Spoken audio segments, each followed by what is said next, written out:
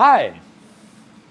I'm going to talk louder than seems normal because of, I don't have a mic. Can everybody hear me okay? Yeah. Great.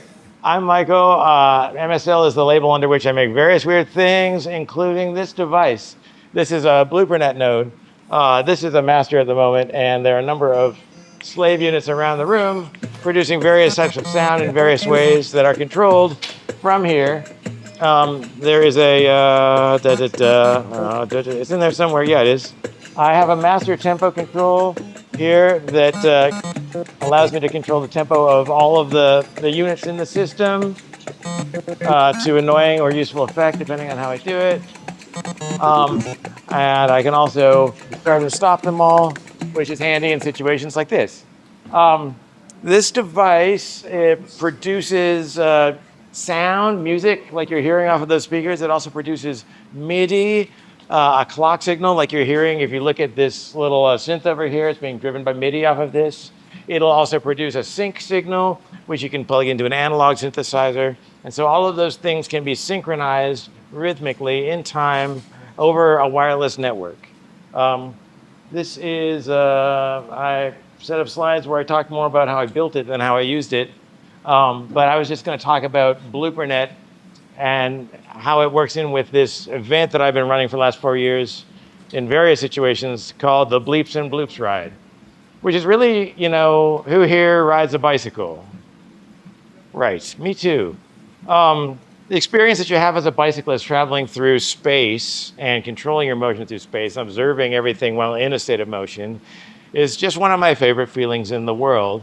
And sound is a huge part of it. When you're on a bicycle, you are identifying the location of objects around you and sounds around you in space. Getting nearer to them, farther from them, is part of your safety.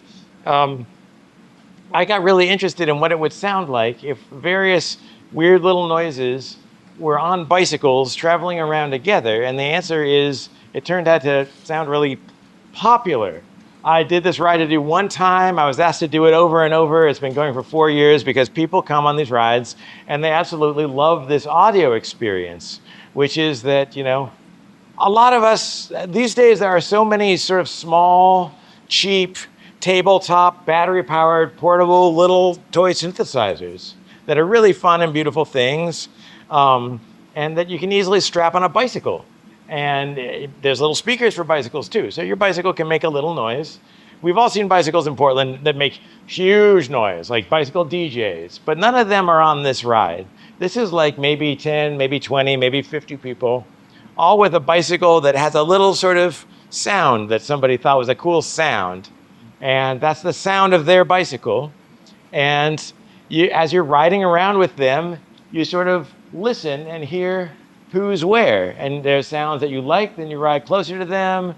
There are sounds that you ride away from because maybe you think they sound terrible. But set up like this, we go in a sort of a swarm and we travel around and we find spots where, I think Darcy's in here. We find spots where you can do loops, and we go through tunnels and other really cool acoustic situations in order to hear the sound of sound moving around. It gets everybody listening to the world around them in a different way.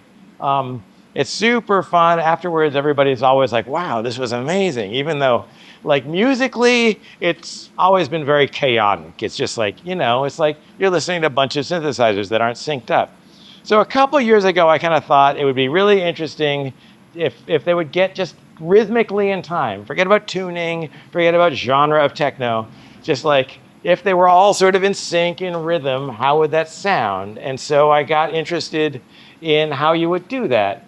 I started out getting these Adafruit Feather boards that have a little 915 megahertz radio in them. That is an unlicensed band called the ISM band. It's got some better range than the 2.5 stuff that Bluetooth and Wi-Fi use. Lower bandwidth, but it travels farther. And I didn't need a lot of bandwidth. And I figured out a way to make these little units where one of them would send out a pulse and the other ones would listen to it. It was practically analog. They're digital radios, but it was really just I got a packet, do a beat. I got a packet, do a beat. Version 1 didn't think any harder than that. And so I made some of these very quick and dirty, took them on a ride. They were a super huge success, very, very fun. So then I decided to sit down and spin up a board, go into KiCad and design something to house that, to give it some controls. And I also got started my, my looking odyssey. So did I say that in a speech? Sorry. My odyssey into the firmware of this and looking at all of the different ways that you can use these digital radios that are so cheap and easy to get. And what can you do to get a group of wireless nodes to synchronize in time? And how tight can you get that sync to be, given physics and such? So I started experimenting with that more and more. This was the well, sorry. This was the second sort of. I mean, this was really the first decent version. This is parts of like the second decent version. I did the board in KiCad. I made the whole thing out of one board so you could pop it apart and screw it together. Here's a guy on a B&B ride who's using it to sync his synthesizer. There it is right there. He was super into it. I don't know, this slide made more sense than the previous time I did this. I guess what I want to talk about, well, I don't know. I mean, basically, I think of you guys as a technical crowd. I've kind of described how it's used. I've shown you a little bit of how it works. I could moan about how hard it's been. I could go on about how much fun it's been.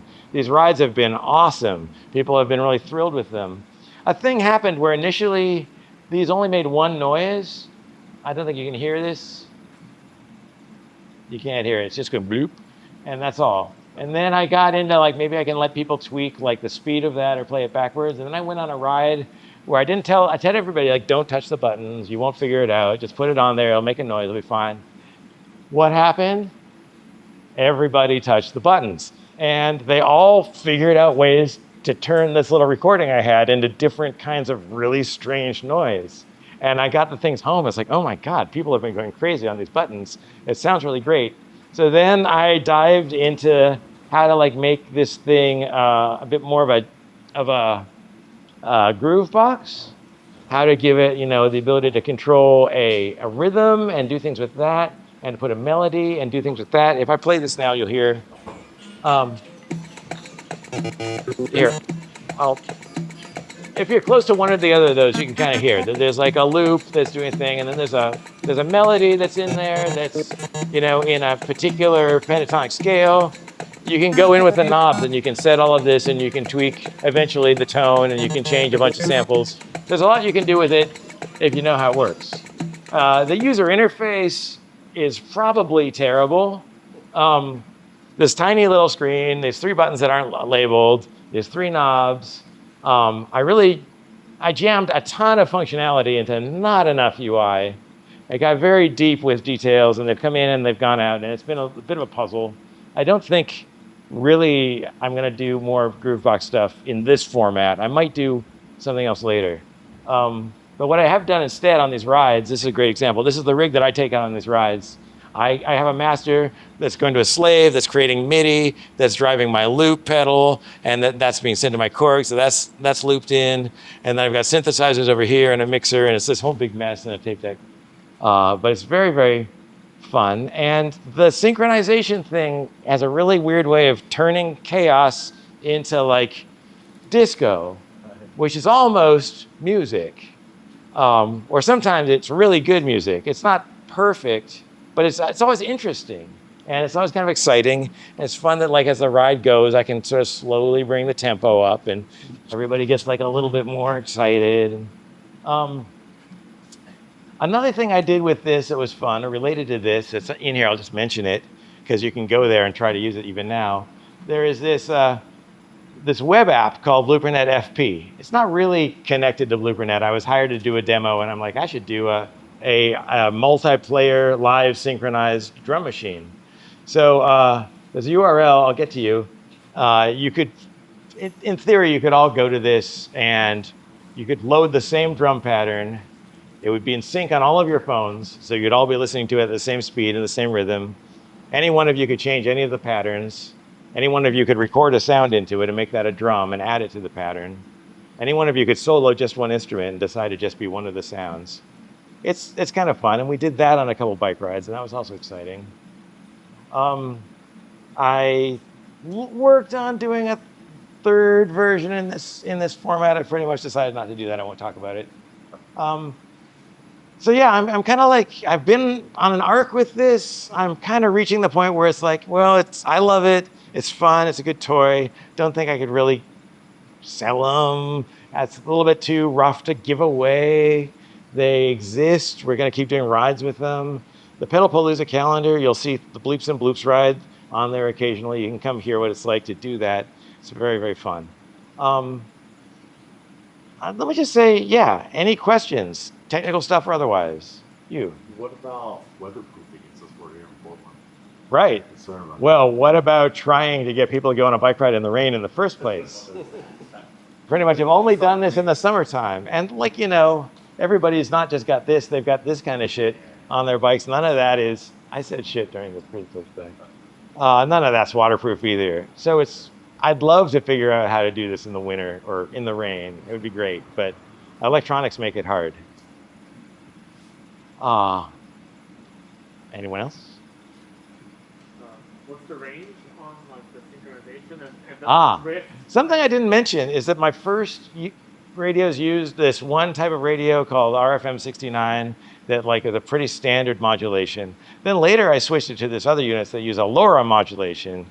LoRa is an amazing modulation. It's a way that you can drastically extend the range of low power unlicensed radio. So now the range of them is far beyond earshot.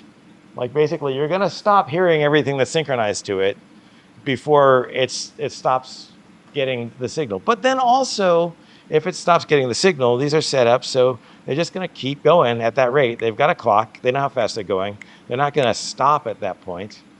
Well, they might because of a bug, but they're not supposed to. And so really, in theory, you could take these, spread out across the city, come back together, and they'd sync right up if they'd even dropped out of sync, which they wouldn't necessarily. And there's some kind of an interesting game that I'd like to figure out with that, because I kind of feel like that is the thing that these would be really good for. And I've had this idea, half of an idea, to do a really weird long-distance distributed musical techno groovebox jam game for ages, and I'm still trying to figure out what it is. I've got pieces of it, but it hasn't clicked yet. So suggestions, super, super appreciated. What determines which box is the master? What determines which box is the master? I wish I could show you this very tiny screen. Imagine you can see it. So there's a top menu system, which is the Bloop menu, the Bleep menu, the Sync menu, and the LoRa menu. And under the Sync menu, there's a setting where it says, what net are you on? Or what is your network sync setting, basically? At the moment, this one is boss. And the other ones are all orchestra, which means that they're all listening to this. You could set another one of those to be boss, but I'm pretty sure that they would all ignore it because this one got there first. But I think that you could also do is you could put them all in a mode called team, in which they attempt to synchronize tempo without any boss. Yeah, communist mode. And that has taken me into the crazy world of ad hoc mesh networking, which is this weird, fascinating, not totally solved set of problems in computer science. So that doesn't quite work very well. I mean, it can work, but there's all sorts of corner cases where it'll get sort of haywire, or they won't quite sync up, or they'll divide into two tribes and argue with each other. They're human that way. So yeah, does that you have more than one master there? There's not really. I haven't come up with any system for what that would enable and how that would do. Obviously, it's possible. What's cool is that these things can communicate so well over such long distances, and they need very little bandwidth and very little, and it doesn't have to be low latency either. I mean, it's relatively low latency. I'm anal about latency, but like if I send this signal to turn everything on, well, that was sent with a latency of like a couple milliseconds, which is pretty good. But then some other stuff had to be done on the machine in order for them to all respond to it. They don't actually sound like they're stopping and starting very quickly because software, God. But like as far as the synchronization of the clock, getting them all to do the same sync pulse, That's down to just about 700 microseconds. And I have a theory, really, I should be able to drop it down to just the jitter between two clocks on two different boards, which could be like potentially a couple microseconds. Fascinatingly, no musician needs it to be that good, nor is there any other clear application for that I've come up with yet. So that's just on my low priority to-do list. But I know how to do it. Use it. Later, I'll tell you. Can you tell like signal strength from all the devices? So you can tell roughly how close they are to each other, or The radios have two different measurements of signal strength that they can give you. There's a signal strength and there's a signal to noise ratio. They're sometimes different. There's no clear guidance on which one you should use. And it would be great for measuring distance if you were in an open, if you were on the Salt Lake, if you're on an empty plane with no objects. In the real world, there's so many reflectors and obstructions with radio that the signal to noise gives you a very vague sense of near or far, like some kind of a sense of near or far, but not as good as you could get if they had GPS in them and reported their locations to each other, which is kind of how I would do it if that was super important. I mean, in my radio game thing, I've basically got I've got a concept of I know you exist, I know you're around here somewhere, and you must be close. And I think that that's basically the most accuracy I can get out of this kind of information.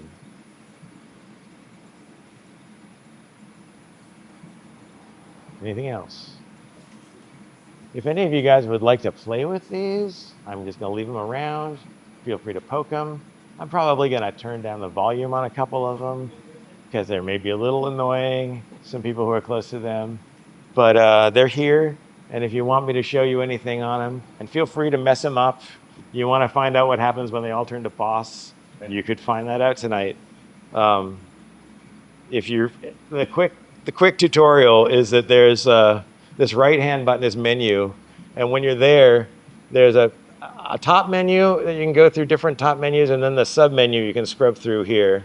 But then whatever top menu you're into, you also scrub through by just clicking this over and over. So basically clicking this over and over gets you everything in that section. The other two buttons. Sorry, the other two buttons. So this button is the change something button. And here's the thing about this. I just have to turn it on. Pardon my noise. Now you won't be able to hear this one. Here. A feature that I'm proud of, that I would demonstrate, that's just difficult in this acoustic environment, is that aside from changing any of the parameters in here, and there are acoustic parameters about volume, about speed, about which sample, about type of tone, about the pitch of the melody, about the tuning of the melody, stuff like that. You can adjust all of those, but you can also record an animation of you adjusting those. So if you listen to this over here, this melody, they're like, that was just like me recording myself turning the pitch knob up and down, and then the actual notes of it were me recording myself doing, well, I've done it again. It would be so much easier if I had sound out of this. You won't be able to hear it. But I'll give you a personal demonstration up close for anyone who's interested in that feature. It's the kind of the thing that makes it funky, basically. Yeah, here I am. These are around. Yes? Do you have a Git repo? That's a good question. I have not yet released this open source. The code is a mess. I don't really want to support it. I've actually released parts of it open source. I do have a Git repo. There's some pieces of it that I thought were good enough and may be useful to others. There is an audio engine for the RP2040 that I'm kind of proud of because it'll let you play like 32 channels of digital audio and mix them on one RP2040. I was amazed how well it did. And there's like a couple utilities. I kind of feel like I love to do that, but I also don't want to just put abandonware on GitHub. I don't want to put stuff up there until I feel like, okay, this is ready for somebody else to use. So at the moment, it's all in my private repo at home. I think about open sourcing all of this. It's just like, I don't know that anybody would have an easy time working with it in its current state. And then, people might want my help with it. And like, that could be, a little of that could be great, but I don't know if I have endless time. I wish like somebody would give me a grant to finish it and really do it right and open source it as a thing. But I don't know, it's been my priority for about a year. Now I'm like, I got to get a job, make some money. And then it's also become like 3 different things. I want to pick one of those things and make something that's just that and release that. So in that sense, this is kind of like a technological development tool that's created a lot of technical knowledge and IP and helped me learn a ton of stuff, but isn't really a finished thing and maybe never will be. But we use it on bike rides.